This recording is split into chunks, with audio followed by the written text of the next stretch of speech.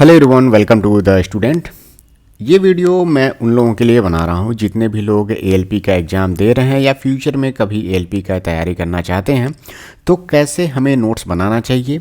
ये जो आप स्क्रीन पे देख रहे हैं ये एक पीडीएफ है मेरे ही नोट्स का। जब मैं 2018 में प्रिपरेशन कर रहा था उस टाइम पे जो एएलपी की वैकेंसी आई हुई थी, उस समय जब मैं सीबीटी 2 की तैयारी कर रहा था तो उस समय कैसे मैंने अपना नोट्स तैयार किया हुआ था, तो उसका एक डेमो आप इसमें देख सकते हैं। और मैं कुछ की पॉइंट्स इसमें बताऊंगा कि जो लोग भी एएलपी सीबीटी 2 की तैयारी कर रहे हैं कैसे अपना नोट्स बनाएं और किस तरह से वो अपने एएलपी सीबीटी 2 के समय में रिवीजन कैसे कर सकते हैं इस नोट्स की मदद से। और एक बात और मैं कहना चाहता हूं कि जितने भी लोग प्रिपरेशन कर रहे हैं अपना नोट्स खुद बनाइए, क्योंकि लास्ट टाइम पे आप किसी और के नोट्स से अगर आप पढ़ते हैं तो आपको कन्फ्यूजन बहुत ज़्यादा होगा, क्योंकि जो भी व्यक्ति अपना नोट्स बनाता है वो अपने ही कोड लैंग्वेजेस में लिखता है। जैसे कोई भी लाइन अगर लिखा उन्होंने, स्टार का मतलब उसको ही समझ में आता है, अंडरलाइन कहाँ किया हुआ है उसका मतलब वही ज़्यादातर अच्छी तरह से समझ सकता है। तो बेहतर यही होगा कि जितने भी लोग तैयारी कर रहे हैं खुद का नोट्स बनाएं और ये वीडियो आपको उस नोट्स बनाने में आपकी मदद करेगी।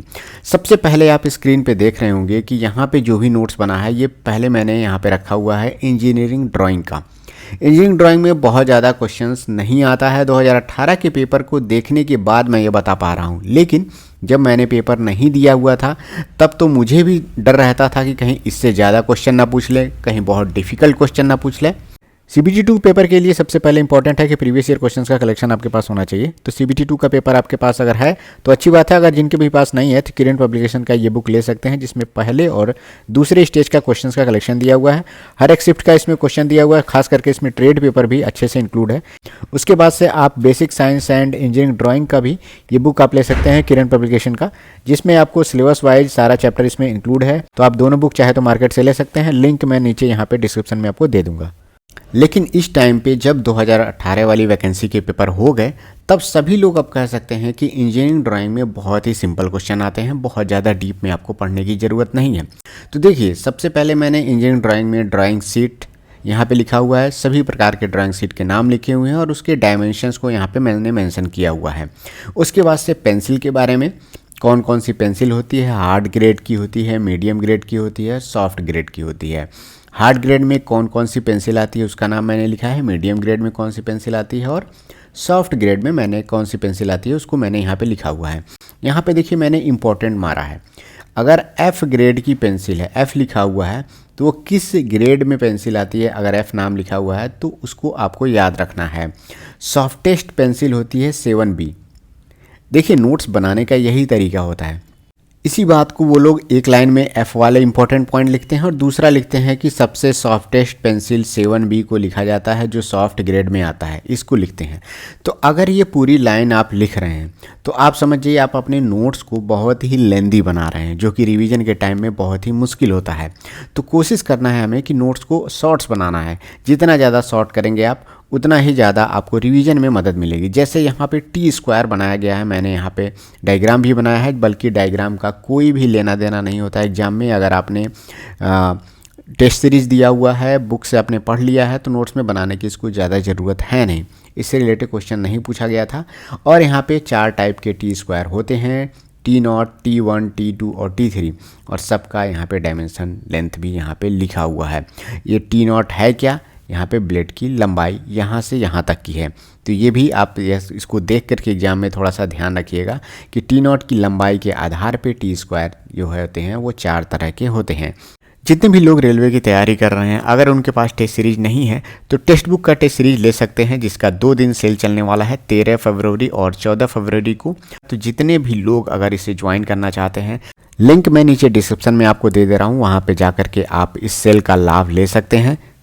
अब यहाँ पे पेंसिल कौन कौन सी प्रकार की होती हैं उसके बारे में मैंने नोट्स बनाया है। देखिए, इंजीनियरिंग ड्राइंग मेरे लिए नया था और सभी के लिए नया इसलिए होता है कि जब भी आप डिप्लोमा कर रहे होते हैं या फिर बीटेक कर रहे होते हैं तो उसमें इंजीनियरिंग ड्राइंग पहले ही सेमेस्टर में पढ़ाया जाता है, उसके बाद से वो नहीं पढ़ाया जाता। बाकी डिप्लोमा में कुछ ब्रांचेज में, मैकेनिकल ब्रांचेज में, ड्राइंग वाले ब्रांचेज में ये लंबे समय तक, थर्ड ईयर तक भी चलता रहता है। ठीक है, तो उन लोगों को तो थोड़ा सा इसके बारे में नॉलेज बहुत ज़्यादा होता है, लेकिन अदर ब्रांच जैसे इलेक्ट्रिकल हो गया, इलेक्ट्रॉनिक्स हो गया, इन सब लोगों के लिए ये सब्जेक्ट एक ही सेमेस्टर में पढ़ाया जाता है, तो बहुत ज़्यादा इसके बारे में नॉलेज नहीं होता है।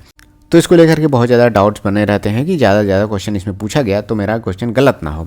इसीलिए मैंने बहुत ज़्यादा, आप नोट्स देखेंगे कि देखिए मैंने बहुत डिटेल में भी इसको लिखा हुआ है, हर एक टॉपिक को, प्रोजेक्शन को लेकर के, टाइप को लेकर के, कैसे बनाना है, एरो बना करके लिखा हुआ था।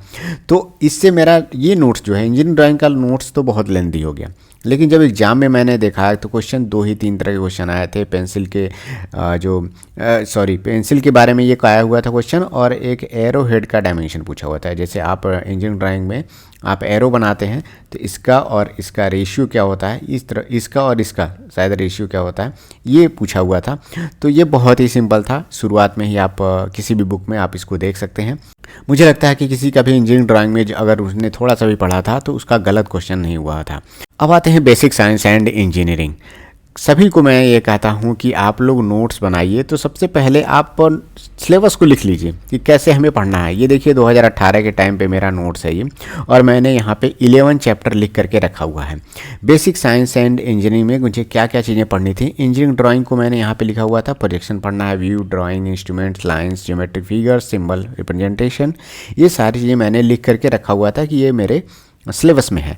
उसके बाद से यूनिट एंड मेजरमेंट हो गया, mass, weight and density, work for energy और स्पीड, वेलोसिटी, और सारे चैप्टर मैंने यहाँ पे लिखा हुआ है, आप देख सकते हैं। अब आगे मैंने ब्रैकेट भी लगाया हुआ था। ये जैसे जैसे मैं चैप्टर पढ़ता जा रहा था, नोट्स बनाता जा रहा था, तो उसके आगे मैं एरो लगाता जा रहा था कि ये चैप्टर मेरा कंप्लीट हो गया।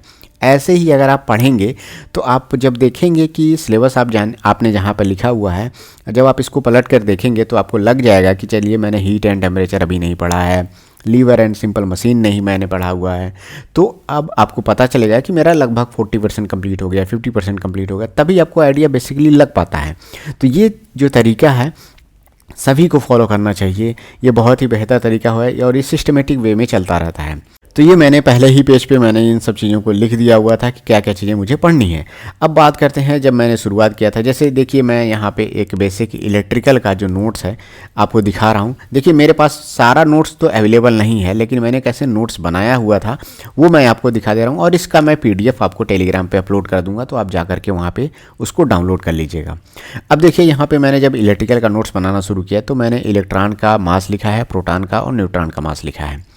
कई लोग क्या करते हैं, लिखते हैं कि इलेक्ट्रॉन की खोज किसने की, प्रोटॉन की खोज किसने की, न्यूट्रॉन की खोज किसने की।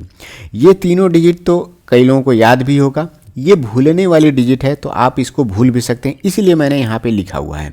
लेकिन कई लोग अगर इसे लिखेंगे, इलेक्ट्रॉन की खोज, प्रोटॉन की खोज, न्यूट्रॉन की खोज के साइंटिस्टों के नाम भी लिखेंगे, तो मान के चलिए कि उनकी CBT 1 की ही तैयारी नहीं हो पाई है और वो अपने नोट्स को बड़ा बनाने की कोशिश कर रहे हैं। तो जो की पॉइंट्स हैं प्लीज़ आप उन्हीं को अपने नोट्स में लिखिए, जिससे आपका जो नोट्स है वो छोटा से छोटा हो रह सके। मास मैंने प्रोटॉन का यहाँ पे लिखा हुआ है। ये आपको ध्यान देना है कि इलेक्ट्रॉन के मास से कितना गुना होता है। देखिए मैंने केवल की पॉइंट पे ही ध्यान दिया है। मास ऑफ प्रोटॉन आपका इलेक्ट्रॉन के मास से 1840 गुना होता है। ये आपके एग्जाम में पूछा जा सकता है, इसलिए मैंने यहाँ पे इसको लिखा हुआ है। अब यहाँ पे 2 पॉइंट यहाँ पे मैंने लिखा हुआ है कि कांच की छड़ को अगर रेशम के कपड़े से आप रगड़ेंगे तो कांच की जो छड़ है उस पर पॉजिटिव चार्ज और रेशम के कपड़े पे नेगेटिव चार्ज होगा। इतनी लाइंस में आपको केवल सारी बातें समझ में आ गई होंगी कि क्या चीज़ ये कहना चाह रहा है। एवेनाइट की छड़ को अगर हम बिल्ली की खाल पे रगड़ते हैं तो बिल्ली की खाल पॉजिटिव चार्ज होती है और एवेनाइट की जो छड़ है वो नेगेटिव चार्ज हो जाती है। ये देखिए ये 2 ही लाइन लिखा है मैंने और कुछ भी मैंने स्टेटमेंट नहीं लिखा है, लेकिन मैंने अगर ये नोट्स बनाया है तो मुझे समझ में आ रहा है कि क्या चीज़ इसका कहने का मतलब है। ठीक, उसके बाद से मैंने Q = NE लिखा हुआ है। चार्ज आप ऐसे निकाल सकते हैं, Q = IT से भी आप निकाल सकते हैं, और 1 कूलम्ब में कितने इलेक्ट्रॉन होते हैं ये वैल्यू आप निकाल सकते हैं। चाहे तो आप पॉइंट को इधर करके आप 10⁻19 आप इलेक्ट्रॉन लिख सकते हैं। इसको निकालने का फॉर्मूला भी होता है, कैसे ये निकल के आता है ये आपको सीखना पड़ेगा। अगर आप पढ़ रहे हैं तो आपको याद होना चाहिए कैसे कैलकुलेशन इसका आएगा। 1 कूलम्ब में कितने इलेक्ट्रॉन होंगे इसको आप कैसे कैलकुलेट कर सकते हैं, वो चीज़ आप यहाँ से कैलकुलेट करते हैं। ठीक है, ये भी अगर आप चाहे तो अपने नोट्स में लिखना चाहे तो लिख सकते हैं, लेकिन कैलकुलेशन नहीं आता है आपको, सीधे आपको वैल्यू पूछी जाती है।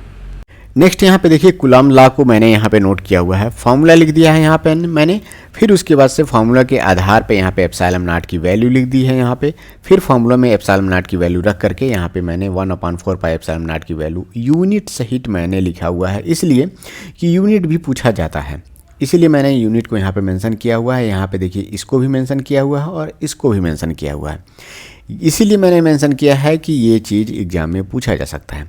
और कूलॉम लॉ को मैंने देखिए यहाँ पे 3 फॉर्मूले में ही कंप्लीट कर दिया है। कई लोग क्या करते हैं कूलॉम्स लॉ को डेफिनेशन लिखेंगे, उसके एग्जांपल्स लिखेंगे, बहुत सारी चीज़ें लिखेंगे, कहने को तो बहुत सारी चीज़ें इसमें हैं, लेकिन जब आप पढ़ रहे हैं तो कुछ चीज़ें तो आप अपने माइंड में रख सकते हैं। जो चीज़ें आपको याद हो गई हैं उसको लिखने की ज़रूरत नहीं है, जो चीज़ें डाटा वाली हैं भूल सकती हैं, फॉर्मूला है उसको आपको लिख करके नोट्स में रखना चाहिए। यहाँ पे एप्सिलॉन आर जो है वो 1 होता है वाई में, तो इसकी भी वैल्यू आपको याद होनी चाहिए। जैसे मान लीजिए यहाँ पे व्हीट स्टोन ब्रिज है, मैंने यहाँ पे बहुत ही छोटे फॉर्मेट में बना दिया और ये फार्मूला मैंने लिख दिया, अब आपको पता हो गया। लेकिन इसमें बहुत सारी चीज़ें हैं लिखने के लिए, आप चाहें तो लिख सकते हैं, लेकिन मुझे तो पता है ना कि जब व्हीट स्टोन ब्रिज बैलेंस होगा तो गैल्वेनोमीटर के थ्रू आपका जो करंट की वैल्यू है वो 0 हो जाएगी, वहाँ पे कोई भी करंट नहीं फ्लो करेगा। गैल्वेनोमीटर एक करंट सेंसिटिव एलिमेंट है, जब भी इसमें कोई भी हल्का सा भी करंट फ्लो होता है तो ये डिफ्लेक्शन शो करता है, ठीक है। तो ये सारी चीज़ें आपको जब आप पढ़ रहे हैं रीडिंग कर रहे हैं तो उसमें भी आपको ये चीज़ें याद कर लेनी है, उसको नोट्स में लिखने की ज़रूरत नहीं है। या फिर आप बहुत पहले से आप नोट्स बना रहे हैं, आप साल भर पहले से तैयारी कर रहे हैं तो आपके पास समय ज़्यादा था, तो आप नोट्स को थोड़ा सा बड़ा बना सकते हैं। लेकिन जब आप केवल CBT 2 को ध्यान में रखकर पढ़ाई कर रहे हैं तो आपको नोट्स को इतना बल्कि बनाने की ज़रूरत नहीं है। तो ये जो नोट्स है आप देख सकते हैं, इसको मैं बहुत ज़्यादा डिटेल में एक्सप्लेन करूंगा तो बहुत ज़्यादा टाइम लग जाएगा। इसका PDF मैं आपको टेलीग्राम पे अपलोड कर दूंगा, तो जो लोग टेलीग्राम पे नहीं जुड़े हुए हैं तो आप जाकर के जुड़ सकते हैं। द स्टूडेंट ऑफिशियल नाम से ग्रुप है, लिंक मैं नीचे डिस्क्रिप्शन में दे दे रहा हूँ। जब आप यहाँ पे लास्ट में आएंगे तो मैंने यहाँ पे करंट अफेयर का भी कुछ डेमो आपको दिखाया हुआ है, कैसे मैंने करंट अफेयर के नोट्स अपने बनाए हुए हैं, तो आप यहाँ पे देख सकते हैं। जैसे मैंने सितंबर महीने का करंट अफेयर का नोट्स यहाँ पे लिखा हुआ है। करंट अफेयर भी मैं 1 महीने का करंट अफेयर मैक्सिमम से मैक्सिमम 2 पेज में या 3 पेज में मैं कंप्लीट कर देता था। यहाँ पे जो चीज़ें याद हो जाती थी उसको मैं नहीं लिखता था, जो चीज़ें ज़्यादातर अगर भूलने वाली होती हैं उसको मैं यहाँ पे लिखता था। तो आप इसको पढ़ करके समझ सकते हैं कि कितना शॉर्ट्स में मैं नोट्स बनाता था। जैसे मान लीजिए जून 2018 का करंट अफेयर है और यहाँ पे मैंने उस समय मुख्य न्यायाधीश पे जो है दीपक मिश्रा, उन पे महाभियोग चलाया गया था, ठीक है। तो मैंने क्या लिखा है, मुख्य न्यायाधीश महाभियोग अनुच्छेद 124(4) के तहत उस समय कौन मुख्य न्यायाधीश है उनका नाम, बस। इसमें क्या क्या ज़रूरत होती है, न्यूनतम 50 सदस्यों का समर्थन का ज़रूरत पड़ता है, अंत में दोनों सदस्यों में 2/3 समर्थन आपको ज़रूरी होता है। इतना पॉइंट बहुत ही है, इम्पॉर्टेंट है। और आपको UPSC की तैयारी तो नहीं करनी है कि बहुत डिटेल में जाने की ज़रूरत है, केवल अगर एग्ज़ाम पॉइंट ऑफ व्यू से देखा जाए, रेलवे हो गया या फिर SSC हो गया, उसमें यही 2-3 चीज़ें इंपॉर्टेंट है कि किस अनुच्छेद के तहत लगाया जाता है, कौन है मुख्य न्यायाधीश, समर्थन के लिए कितने सदस्यों की ज़रूरत होती है, ये सारी चीज़ें आप इसमें देख सकते हैं। तो इसीलिए आपको बहुत ज़रूरी है कि नोट्स जो भी आप बनाइए बहुत छोटा बनाइए। और ये मेरा नोट्स मुझे लगता है कि आपके जो तैयारी है उसमें मदद करेगा, और कैसे आपको नोट्स बनाना चाहिए आप इससे सीख सकते हैं। तो जो लोग द स्टूडेंट चैनल पे नए हैं, चैनल पे बने रहिए और टेलीग्राम ग्रुप से जाकर के ज़रूर ज्वाइन हो जाइए। मिलते हैं नेक्स्ट वीडियो में। Thank you, all the best.